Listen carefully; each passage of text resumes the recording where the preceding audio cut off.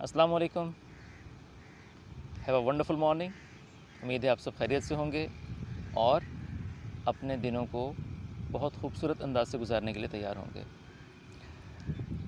आज के इस छोटे से ब्लॉग में हम बात करेंगे आपकी ज़िंदगी में हासिल होने वाली खुशियाँ और उन खुशियों को आप तक पहुँचाने की ज़ामिन एक बहुत अहम चीज़, और वो है आपका इखलाक। एक छोटा सा वाक़या है, और वाक़या यूँ है कि एक डॉक्टर जापान में थे, पाकिस्तानी डॉक्टर। तो उन्होंने कुछ वाक़यात देखे।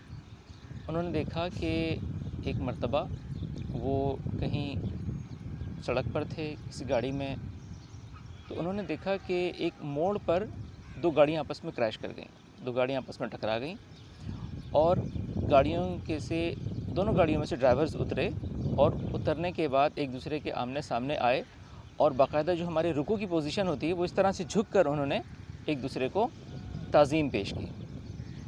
एक दूसरे को उन्होंने इज़्ज़त व एहतराम के साथ मुखातिब किया और दोनों बज़िद थे कि गलती मेरी है। देखिए, मज़ेदार पॉइंट यहाँ पर यही है कि ड्राइवर ए और ड्राइवर बी दोनों बजाय इस पर लड़ने झगड़ने के कि गलती तुम्हारी है, वो एक दूसरे को ब्लेम करने के बजाय ख़ुद को ब्लेम कर रहे थे। हालांकि गलती किसी एक की थी।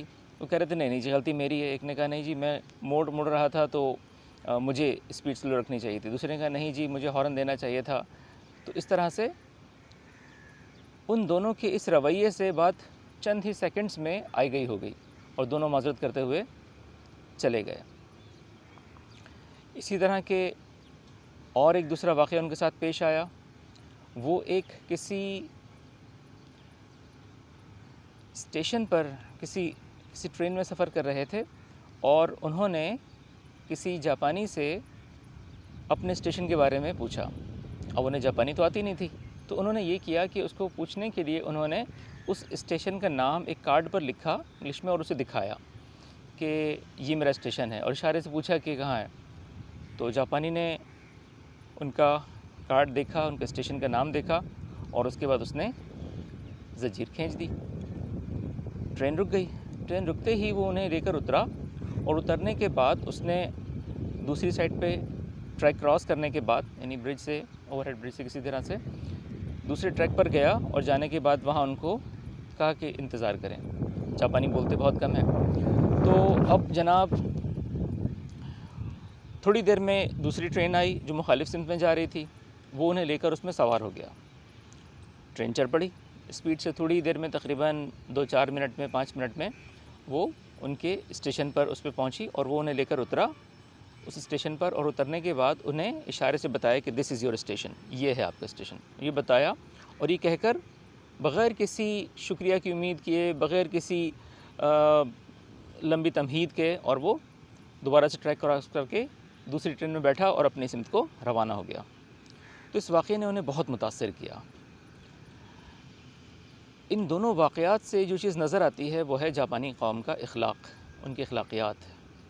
इखलाक वो चीज़ है कि जिसके बारे में कहा जाता है कि इखलाक की कीमत कुछ अदा नहीं करनी पड़ती, लेकिन इससे हर चीज़ ख़रीदी जा सकती है। This is true, absolutely true. Honey tongued is a good weapon. ठीक है, हनी टंग जो है वो बहुत, उससे बेहतरीन कोई हथियार ही नहीं है अपने दुश्मन को ज़ेर करने के लिए या अपने किसी दोस्त के दिल में मोहब्बत बढ़ाने के लिए। यानी इखलाक के बारे में इरशाद है नबी करीम सल्लल्लाहु अलैहि वसल्लम का, ग़ालिबन ये कुरान करीम का इरशाद है कि इन्नका लअला खुलुक़िन अज़ीम। सॉरी, शायद कुरान करीम की आयत है, मुझे थोड़ी सी कन्फ्यूजन हो रही है। ये कुरान करीम की आयत है या हदीस का मफ़हूम है। दोनों सूरतों में अल्फाज ये हैं कि इन्नका लअला खुलुक़िन अज़ीम, तुम में बेहतरीन शख्स वो है जिसके अखलाक सबसे बेहतर हैं। तो अपने अखलाक बेहतर बनाने की ज़रूरत है हमें। अखलाक बेहतर बनाने से फ़ायदा क्या होगा? अखलाक बेहतर बनाने से हमें वो फ़वाइद हासिल होंगे जो जापानी कौम को हुए। जापानी कौम जो है वो हमारे सामने है। हमने देखा कि वो पुरानी बात है सारी, लेकिन ہیروشیما ناگاساکی کی تباہی کے بعد جاپانی قوم بالکل ٹوٹ چکی تھی، لیکن انہوں نے اپنی ہمت نہیں ہاری اور انہوں نے جدوجہد جاری رکھی۔ ان کی جدوجہد میں، ان کی اسٹریٹجیز میں ایک اسٹریٹجی یہ تھی کہ they are very much polite and well mannered, کہ وہ بہت ویل مینرڈ ہیں، بہت ویل مینرڈ ہیں۔ یہ چیز ہمیں سکھاتی ہے ہمارے اپنے رہن سہن کے معاملات، ہمارے اپنے رہن سہن کے معاملات سکھاتی ہے کہ اگر آپ اس اخلاق کا مظاہرہ اپنی سبارڈینیٹ ٹیم کے ساتھ کریں گے تو آپ کو بہترین رزلٹس ملیں گے۔ اگر آپ یہی اخلاق کا مظاہرہ اپنے اسٹوڈنٹس کے ساتھ کریں گے تو آپ کو بہترین چاہنے والے اسٹوڈنٹس ملیں گے۔ اگر آپ اس اخلاق کا مظاہرہ اپنی فیملی ممبرس کے ساتھ کریں گے، اپنی مسز کے ساتھ کریں گے، اگر آپ مسز ہیں اور اپنے ہسبینڈ کے ساتھ کریں گے، اپنے لائف پارٹنر کے ساتھ کریں گے، تو آپ کی زندگی بہت خوبصورت ہو جائے گی۔ Just believe me, just try it, صرف کوشش کیجئے، صرف اسے عمل کرنے کی کوشش کیجئے، پھر آپ دیکھیے گا۔ اور اخلاق کے حوالے سے اس کو ڈیولپ کیسے کریں؟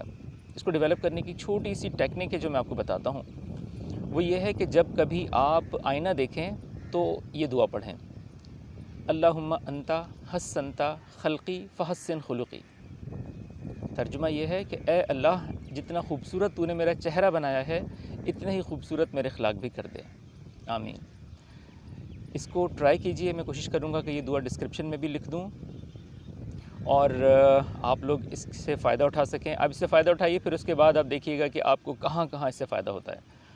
تو اپنے آپ کو اخلاق سے آراستہ کر لیجئے، آپ کی زندگی بہت خوبصورت ہو جائے گی۔ جسٹ ٹرائی اٹ، اپنا رکھیے کہ بہت سارا خیال۔